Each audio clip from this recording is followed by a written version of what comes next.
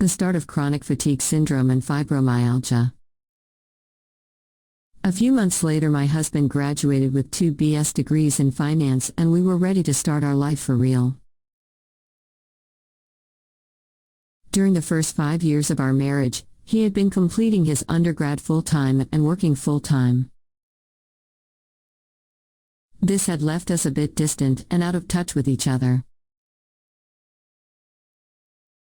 We were really looking forward to some reconnecting and had scheduled a week of vacation together while he graduated and we moved. We were living in San Francisco, and prior to graduation, he had secured a new job, in his field, on the Peninsula. I had decided to buy myself a dog as a present for his graduation and was really ready for life a bit slower, easier, and cheaper than city living offered. So in my type A+ fashion, I set out to do all of this in 1 week. Bam! Enter my own personal hell week. Do you know when they talk about a trigger event for chronic fatigue syndrome and fibromyalgia? Well, here's mine. The week he graduated, we had a large graduation party with tons of out-of-town family and friends, moved 2 days later, and got the new puppy the day after that. Then surprise! My grandfather passed away, so I had to fly back to Illinois for a whirlwind funeral. All during the week my husband and I were supposed to be getting reacquainted with each other. Oh, how many times we have talked about if we had just gone to Mexico and taken a real vacation instead of this madness, maybe I would not have gotten sick. But I have never felt the same since then. I started having lots of physical pain and exhaustion. I felt like the muscles in my legs were separating from the bones and like my abdomen was going to either implode or explode, but could not tell which. I could not make it to work on time or through a whole day of work. I felt like I was moving through quicksand.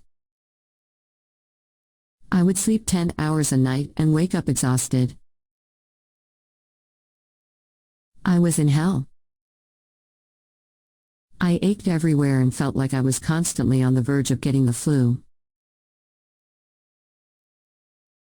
I was emotionally and physically in chaos. I immediately stepped down from my executive position and went into a 4-day-a-week assistant manager job. I knew after the struggle with pancreatitis that whatever this was, I could not be focused on my career as well. My solution was to stop taking Tricor, the triglyceride medicine I had been put on after the side effects from Lopid were discovered. Even though I had been on it for a few months, I was convinced what I was going through was another adverse reaction, but to no avail. I saw doctor after doctor and test after test kept showing I was as fit as a fiddle. No one could tell me what the hell was wrong with me. I was put on antidepressants because, according to one doctor, I was depressed, nothing else. I existed in this ebb and flow of crash then push, constantly feeling awful and getting no answers or relief from the pain and exhaustion.